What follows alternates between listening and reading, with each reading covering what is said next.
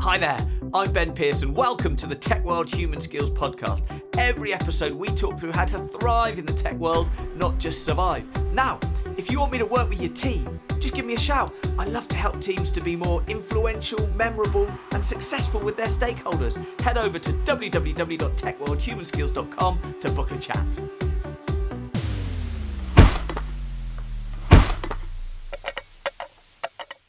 Hi everyone and welcome to the Tech World Human Skills Podcast. Now, first things first, on March the 11th and 12th this very year, I'm going to be at Tech Show London and I'll be hosting the Cloud and AI Infrastructure keynote stage on day one.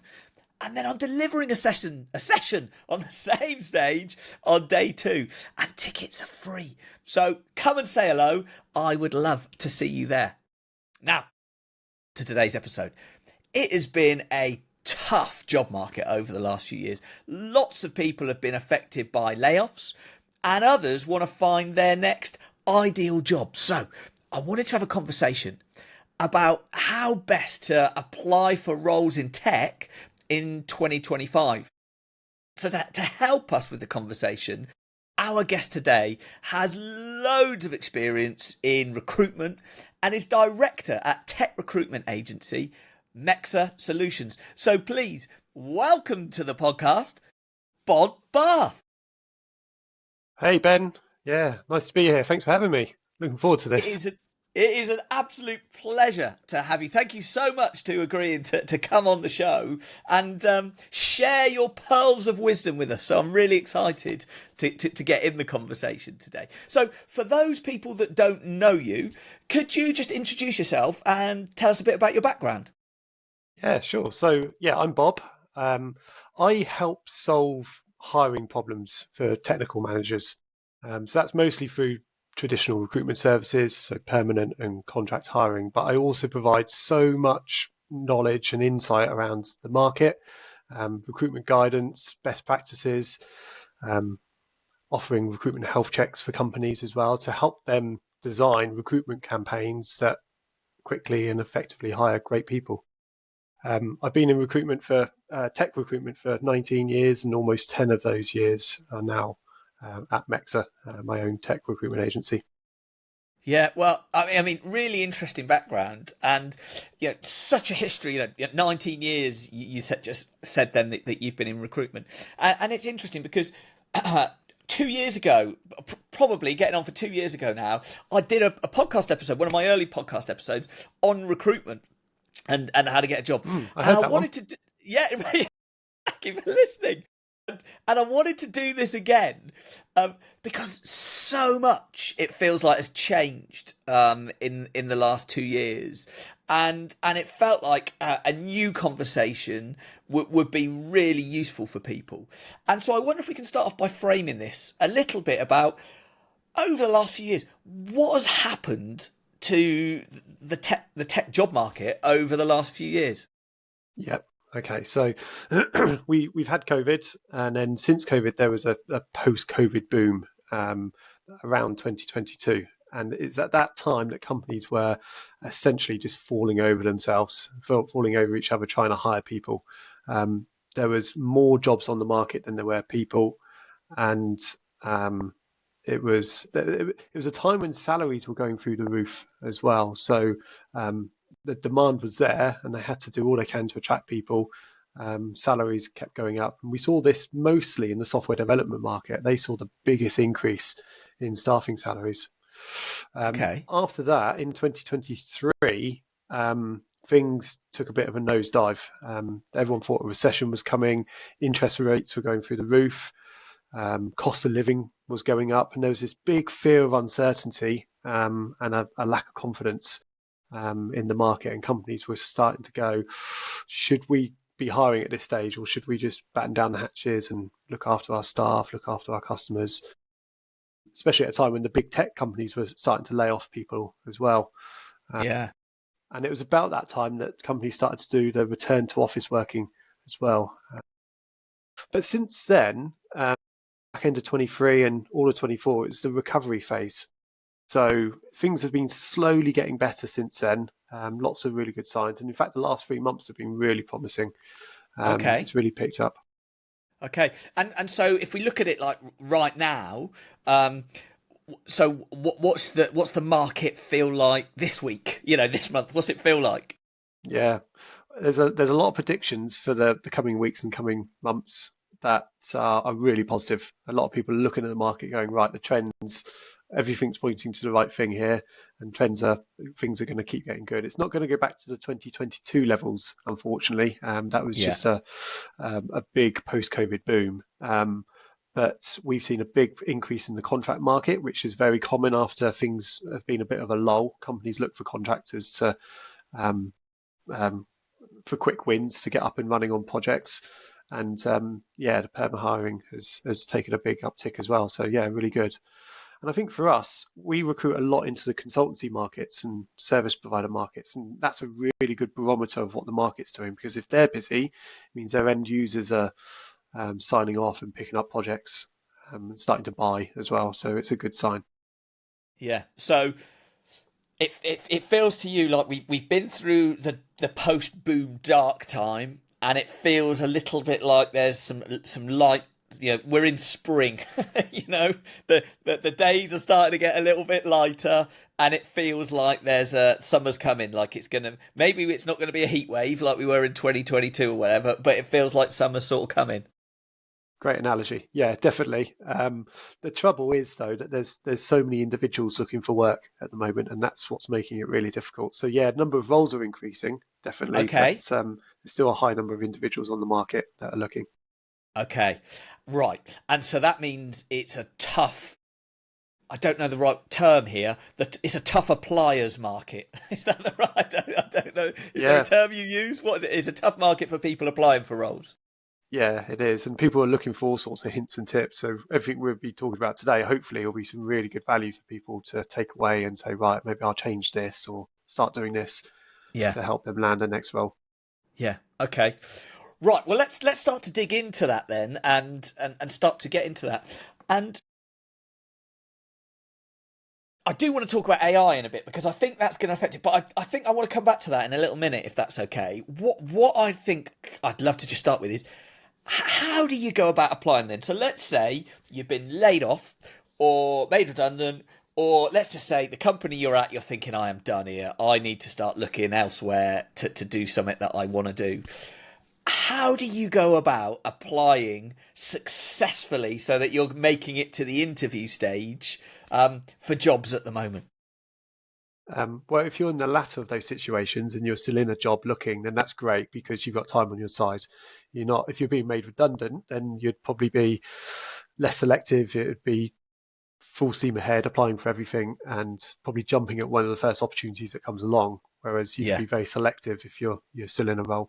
But the first thing you need to do is get your CV in order, because essentially your CV is your shop window, and it needs to be Okay. appealing enough to when when people put job adverts out these days, they're getting dozens or hundreds of job applications coming back through. So you want to make sure your shop window is good enough to want them to open a door and come on into your shop and read a little bit more about who you are, essentially. So So that's first the thing first is thing you need to get in order. that's the CV, right? Okay. So how do you do that? What would be a few top tips that are on writing that CV to make sure that it's one of the ones that gets selected?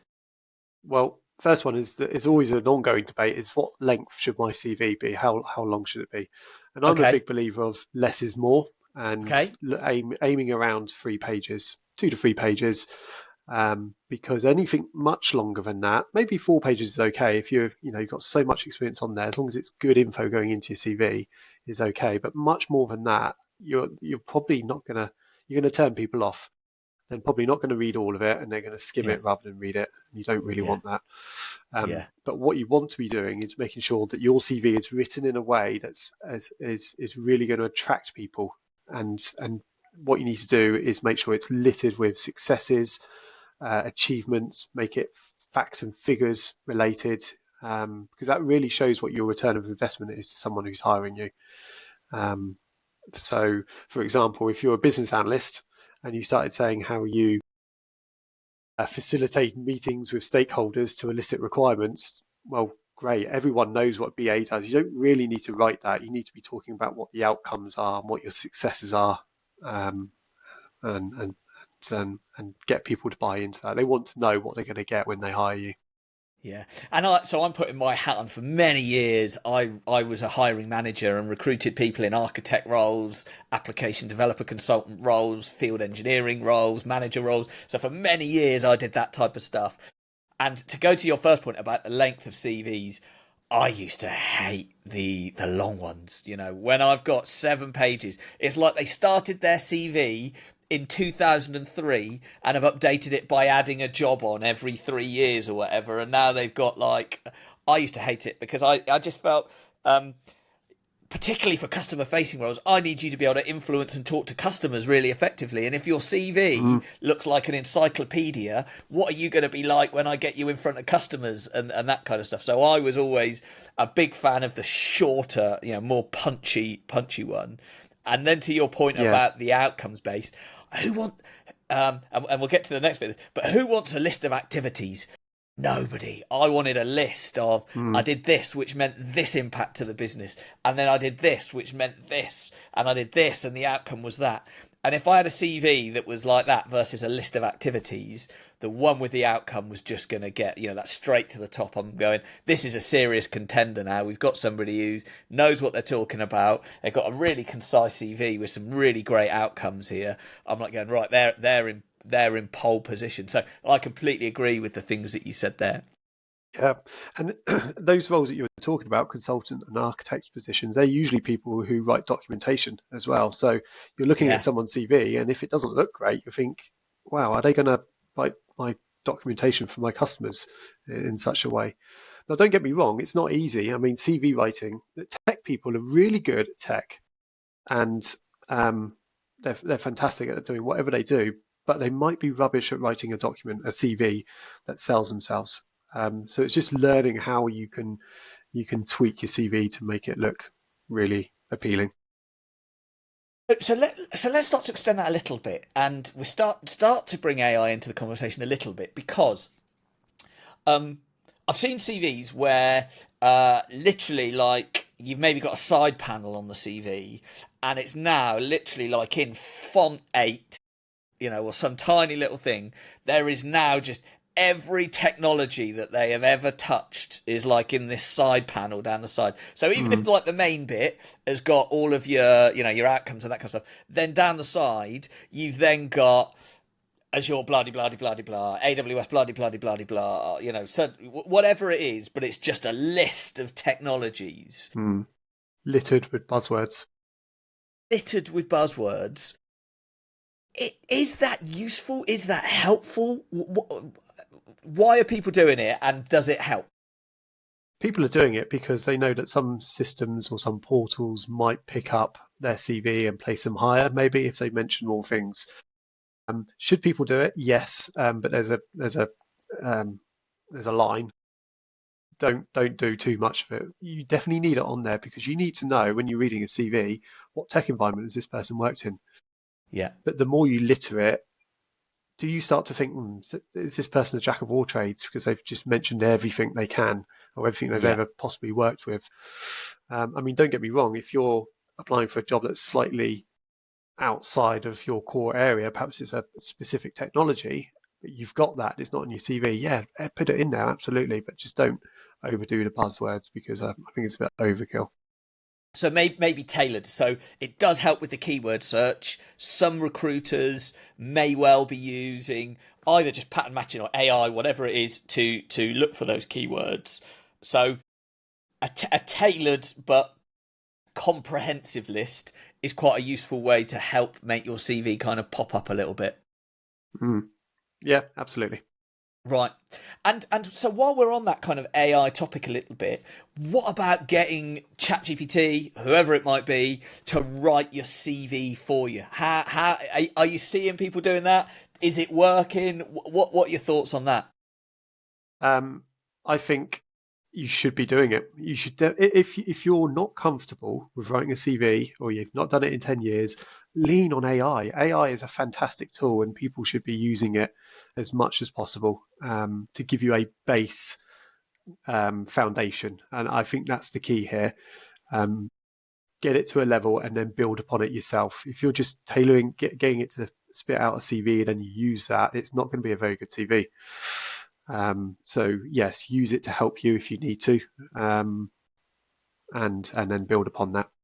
Yeah, and I guess there's a few ways you can sort of get it to help you with a structure, that kind of stuff. Maybe that might be like, and then maybe taking those sentences that you've got, because the thing is, it's not going to know what did you do and what the outcome was. That's going to be something that you need to pop in there, and then maybe using it to help punch up those sentences, popping those sentences in and getting that punched up a little bit and sort of polished. So maybe there's a bit like using it to get the initial structure and flow, then you're coming in now with your detail that only you could possibly know, and then seeing if you Mm-hmm. can get it to polish it a little bit for you, and then giving it sort of the final once over to make sure that it's human readable and not just. Sometimes I see things like that, like titles or articles. You can tell the words just not quite right. It's sort Mm. of yeah.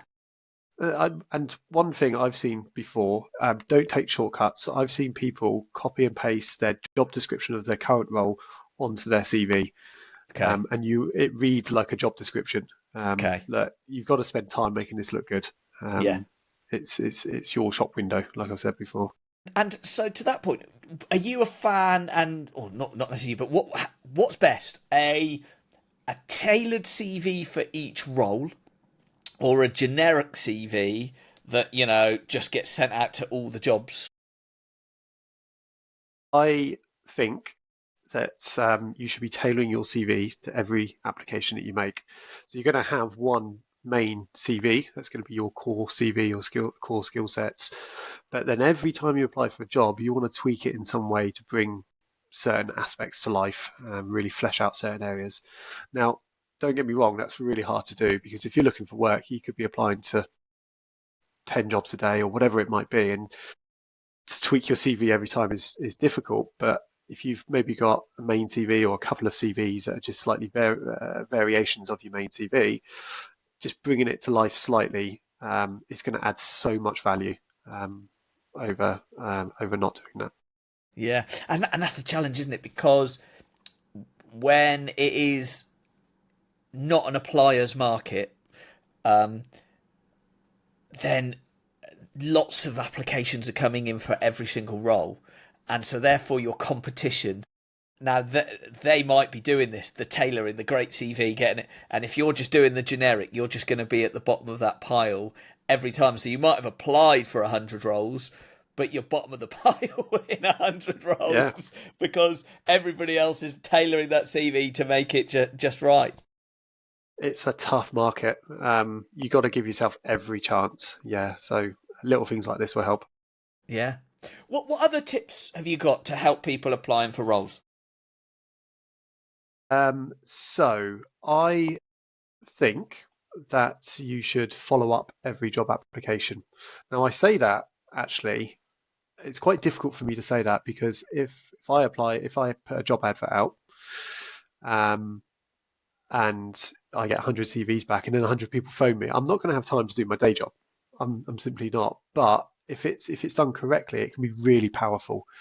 Okay. Um, and if you genuinely believe that you're absolutely spot on for the role, pick up the phone the recruiter, say, just to let you know, I've sent my CV to you a couple of minutes ago. Um, I've got, I think I'm great for this because, and then add one sentence in or two sentences in, relating to the job. I've delivered loads of M365 migrations before, to X number of users. I think I could be great. Now, that could just be enough to get the recruiter's attention to then go, oh, that does sound interesting, actually. What's your name? I'll look for your CV now. Um, and it could just make that difference. But just be mindful that every recruiter is different, and I'd fully expect some recruiters out there to say, "Oh, sorry, I'm not taking calls. I need to look at the CVs." But um, you just got to try and maximise your chances. So maximise. So those little bits of so those little things you could do. So you've got your basic CV that's gone in via whatever the application process is that you've gone in. You've submitted that application. So you've got follow up directly maybe with the recruiter. What about things like cover letter? Like what are your thoughts on cover letters? I don't like cover letters personally. I think some recruiters might.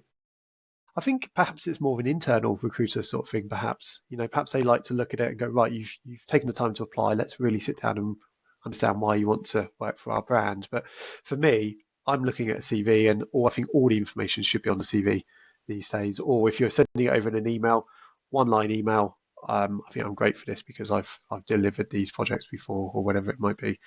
Yeah, A CV is just an extra document to look at. That might be another page or 2 pages. yeah. And yeah, if 100 people are doing it, that's an extra 100 documents to look at. Yeah, yeah. I must admit, I wasn't a fan of cover letters. Like you said, I've already got hopefully for me, a 2 page CV. I don't want a 7 page CV. If you've got a Mm, 7 page CV and a cover letter, you're gone. yeah. Or they just don't get read. You won't Yeah, even open it. yeah. What about other things? So, like, as we move into this world of media a little bit more, what about things like Loom videos introducing yourself, or here's a list of all of the events that I've spoken at on this topic, all of these other things, this is me panel speaking at Tech Show London, for example, on this Mm. very topic. Um, would you just bury those in the CV? And I say bury, that's really a leading. Would you just pop those in the CV, but they are just a bullet point in the CV, or is there anything else that you do that sort of pulls that out and can be really impactful? I think if someone's shortlisting for a job and they're down to the last 10, they'll probably glance at your social media and look at your LinkedIn page. And I Yeah, think I'm a huge believer that you should be building your brand on LinkedIn and get known. Start putting some very valuable, insightful posts out there about what you do. Uh, Talk about problems and solutions to problems, and it's because we're all things that you've done before. All things that you've problems that you've encountered in your previous roles. That you can just talk about and relate to people, so that when someone's looking at your profile, they'll go, "Wow, this guy's talking about all the different challenges that came up in the last 365 migration. That's great. Yeah, he obviously looks really, or she looks really, really knowledgeable." yeah, It just goes a long way. And also, you can use your LinkedIn as a platform for recommendations and referrals and building out your network. So, um, I'll tell you what, that's really important is because if you think you've got a job that's attracting hundreds and hundreds of people versus your colleague turning around and say, "Oh, you want to check out Ben because he's I've worked for him in his last job. He'd done a fantastic job delivering that project. Check him out." And all of a sudden, that sounds amazing. You're like, "Whoa, actually, maybe I'll check him out before looking at all these CVs." yeah, yeah, So it's really powerful building up your brand. yeah. No, I would completely agree with that. And do you know what? I was chatting with some tech leaders this week, and one of the conversations that we were having was about succession planning. And we were talking about how great managers, great leaders are succession planning and thinking about who do I want next. If somebody was to leave my team, who's going to come in, and not only and I used to try and do that as much as I could. And not only does that mean that you don't panic when the resignation comes in, which a lot of leaders might be doing, panicking, going, "Oh, what am I going to do?" Because you're suddenly going, "Oh, brilliant. Now this is the time that I can get so-and-so in." So not only does it that, but also it helps you get people that were maybe a bit different, a bit of diversity in there, because you can start to think, "Oh, actually, I've built a relationship with some of these people. And now I'm not getting the same old. And sometimes via the CV application process, you get the same sorts of people applying all the time. You could start to think about getting some other people that bring some different skills or a different background that might not normally apply." So that kind of succession planning from leaders dovetails in really nicely to your point that if you're building a brand and trying to reach out to potential hiring managers in the future, then that puts you in pole position when the timing is right and roles do come up. Yeah, and isn't it such a wonderful thing to say that you've been able to promote from within? You know, all your staff are going to be thinking, "Great, there's career progressions opportunity here. We've seen it, we've witnessed it," and it's sometimes easier to then backfill a more junior position than it is a senior hire. Yeah. Okay. Any other tips? Anything else that sort of pops out to you? Yes, be quick to apply. So you need to have all of your job alerts set up on all the job boards and LinkedIn or wherever it might be, because as soon as the job comes out, you want to be one of the first few to apply for two reasons. One, if there's hundreds of CVs, we get through the entire list. If you've applied after a week, will they still be shortlisting? But Okay. also I had an example this week where a client turned around to me and said, I need some CVs for a contract role within 4 to 6 working hours because their customer, their end client, had very tight timescales. And I was thinking, Wowzers. yeah, no problem. I was like, but that's obviously going to be a disadvantage to some people who are applying in 2 days' time because they just won't get considered. You know, the interviews will already be on the go. So yeah, get in there early, definitely. Get in there early. Right. And where are the places? So you started talking there about setting up different alerts. Where at the moment in 2025, if you're looking for a job, where's the place to look? Where are the jobs going, and where's the best place to set up those alerts? Yeah, I guess it depends how hard you're looking. You know how much in earnest you're looking for a new job. Because if it'd be made redundant, you want to go everywhere, which could be all across the job boards. You can Okay. upload your CV to the And what are the big databases, so boards at the recruiters. moment? What are the ones that are most common at the moment? So it does vary slightly across the tech market depending on skill sets and permanent contracts. So JobServe is very good for contract. Okay. And then you've got Total Jobs or Job Site. I think they've merged now. You've got Reed, Indeed, Okay. CV Okay. Library. So there's some good places to start. But you also want to get yourself on LinkedIn as well because all the companies are hiring on LinkedIn. Okay. And if you're not actively looking, you can set your open to work status on LinkedIn as well, which can either be public or private. And if it's public, you'll come up with a big green banner saying, I'm looking for work, which tells Yeah. everyone, Which your or manager might see. which your manager might see. So you might want to go private. And if Yeah. you go private, those who have a premium recruiter account are able to see who's open to opportunities, except employees at your current company. So no, your manager won't ever see that you're privately marked as open to opportunities. Okay. And what's the most effective way to apply it? So I'm guessing like a job would come up and it'd go boom, it's on LinkedIn, boom, it's on JobServe, boom, it's on Total Jobs or whatever it was that you said. Um, does it make any difference where you apply, which platform that you apply? Is LinkedIn better than JobServe or JobServe better than LinkedIn? Or where's the best place to apply then? Well, you want to have job alerts set up for all of them because not all jobs will go onto all the platforms. Okay. Um, and then I would just apply through that platform. They make it through.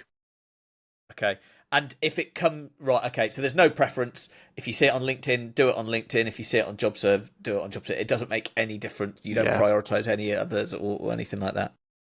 No, not from a priority. As they come in, they get reviewed. But yeah, some of the, for example, jobs on JobServe probably won't go on to LinkedIn and vice versa. Really? So they compete, do they? So it's either LinkedIn or JobServe. It tends not to be both. Yeah, we can put them on both, but you're paying for extra advertising costs if you put them on multiple platforms.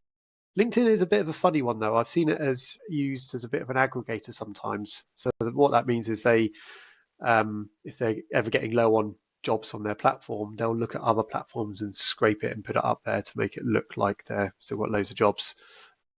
Probably because they want to target more companies and say, look at all these wonderful jobs that we have here that your competitors are advertising. Yeah. But yeah, Yeah. companies can choose to put it on one or multiple different platforms. Okay. Brilliant. Any other tips? We're racing through the episode. Any other tips that kind of spring to mind? Um, So why don't we talk about some mistakes? What not Okay. to do? Yeah, So yes. Let's do that. we've talked about cover letters. I don't think they're particularly good. We've talked about some of the do's and don'ts on CVs. Keep it to Yeah. 3 pages. I also like it to be nice and clean on the CV as well. So not big blocks of text that just look like a novel that you're reading. Summarize it nicely. Use bullet points where you can as well. I think also if you're building your brand on LinkedIn, I think it's important to stay away from negativity as well. So um, commenting on other people's posts, opinions are fine. Everyone's going to have different opinions, but it's how you come across and add those opinions. If you're constantly known for just adding loads of negativity on people's posts, you'll get seen and recognized and remembered for that as well, and it won't look great for your brand. Yeah, yeah, and do you know what I do? I sometimes look on LinkedIn. That's the platform I tend to use the most, and I look on that sometimes, and I go, "Oh, are you really making those sorts of comments with your professional persona? Not as little Bobby 99 that is anonymous, but do you know what I mean? And I didn't mean to Mm, choose Bob there, just Bobby just I don't know if that's your real, one of your handles. But do you know what I mean? Like, what's something that's anonymous versus yeah, something that, and I do look at that because I think you're right. And I used to think of it from a leader perspective about, are people adding positive energy, trying to solve problems? If we come up with an issue, are these going to be the people that help me solve it, that help me take it forward? Or are they going to people flagging the issues, filling it with negativity, no solutions, just negativity, and drilling holes, which is then mm, like the energy is escaping from the team. And if I'm looking at somebody's social media feed and I go, hold on, they are clearly firing rockets, firing bombs. There's not any positive solutions here. It's just about, I'd be scared a mile away if they yeah. if that's what I saw You're right. personally. It gives you such an insight into who that person is, how they communicate, what would they be like in my team. Yeah, So yeah, you're absolutely right. yeah. Any other big mistakes that you see people tend to make? Well, we talked about CV writing, and we said make sure it's success led and achievement led, so you can see someone's return of investment. Now, I think when you come to write a CV, you probably sometimes get writer's block and go, "What did I do? What was I working Yeah, on a year ago?" yeah, So yeah, I actually think it's a really good idea to keep a like a work journal, a work diary of all the things that you're doing. Um, Jot it down. All the different projects you've done, size of the projects, what new processes you've implemented, and that resulted in X number of savings per year. Really good info to add to your CV. Or you can actually use that information if you're going for a performance review, asking for a salary increase. You've got all that firepower to hand to go, right, look at all the good things I've done. yeah. No, that's a great idea.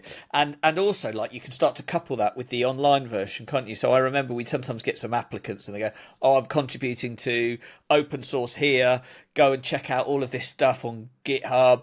Mm, Here's a load of things. Check out my blog where I've got here." So a kind of you. So some people almost do that kind of work journal, but in a public forum, and that's also really good as well because that's just a great way to just, to your point, build your reputation, show people the type of person that you are. So again, when you start to apply for the jobs, they can just have a quick look, and there's a lot more information to hand. yeah, absolutely. Yeah, love it. Well, do you know what? We are running out of time, so maybe if we just loop round, key takeaways. What would be the key takeaways? So for anybody that's looking for a job in 2025, wants to get hired, what would be those key takeaways? Yeah. I think building your brand is so valuable. Whether it's looking for a job now or at some point in the future, even if you're employed, you can continue pumping out really good content to your network so that you're known, so that when you come to market, you're recognised and remembered. Um, if you're looking for work now, get your CV in shape, get it in a really good place, and then yeah, set up your job alert, start applying, follow up where you can. Yeah, I think they're some of the key takeaways from today. Yeah, and Keep I your chin up as well, because sorry, but I was going to say keep your chin up as well, yeah, because it's hard. It is a tough market. You'll probably feel like you're banging your head against a brick wall yeah, every day when you're applying and not hearing back, or you're getting pipped to the post, or jobs get pulled. It's tough. yeah. It's really tough. It is, Yeah, keep and I your chin think up. that is a great point. Actually, that keep your chin up. I was chatting to a chap just this week, and it's almost like you've gone into entry level sales, where you're a sales development representative, where you are constantly looking for opportunities, trying to find that opportunity, qualify it. Like, is this the right type of job, the right type of company? What's their Glassdoor rating? Like, I'm Mm, trying to qualify it, but then I'm going, I've got to pay the mortgage. So hold on, right? So I'm doing both of these. So then you're going, right, fire, fire, fire. So now you've got 30 CVs that are out of there, of which how many do the recruiters get back in touch with you? Then where are you in the process? So it's almost like you've then got, and if you've been doing this for 3, 4, 5 months, that is really hard and really draining. And a number of people that I've spoken to have said that that's a real challenge. Just how to manage it. Like, have you got a good, mm. is it an Excel sheet or whatever setup, so that you can track each opportunity, know where you are, and that can be pretty demoralizing, I think. Yeah, it's a full time. It can be a full time job looking for a full time job. Yeah, yeah. So I think that's a great way to end. Yeah, keep your chin up if you're looking. It's there. We're in spring, summer's coming, but it is still a tough market. There's lots of applicants, so just do those little things. Keep your LinkedIn, keep your brand, get those tailored CVs, apply early, get the alerts set up, and then keep your chin up. And then, all being well, the job is yours. Yeah. And bonus tip, get yourself to some community events as well, networking events, meetups. There's tech summits that happen as well. Yeah, A lot of them are free to attend. You can meet yeah. good people, learn good things along the way. I would completely agree. And speaking at those as well, because you never know. There's a hiring manager or somebody that's not even a hiring manager, but that can refer you into their company. And staff referrals. So if you've gone and met a load of people, referrals coming in as well. That's another great bonus tip. Brilliant. If people want to get in touch with you, anything you'd like to share about how people can get hold of you at all? Yeah, LinkedIn's the best way. I'd love to connect with people in the tech market, candidates or clients. Yeah, reach out to me, connect on LinkedIn. Love to have a chat and see how I can help. Yeah, and then, so for the roles, for example, that you're sort of advertising or filling, do you pop them all on LinkedIn? So if people were connected to you, is that how they'd see them, or do you just pop them wherever they need to go in the boards?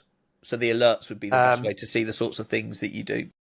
Both, but also on our website as well, mextersolutions.com website. Okay, We list our jobs on there too. okay, so people can see stuff there. Well, can I just say, Bob, it has been brilliant. I think this is a really important conversation to have. There's lots of tangible little tips there, and hopefully a little bit of motivation for those people that have got a full-time job of looking for a full-time job at the moment. So I just want to say thank you so much for taking the time to talk to us today, Bob. You're very welcome. It's been a pleasure. It's good to unpick all of that. So yeah, thanks for having me. Well, there we go. Thanks for listening. Remember, if the podcast is not enough for you and you want weekly tips delivered straight to your inbox, sign up for the Elevated You newsletter. Head over to www.techworldhumanskills.com to sign up. Oh, and can you do me a favour? Could you subscribe to the podcast and rate the show? It really helps spread the word.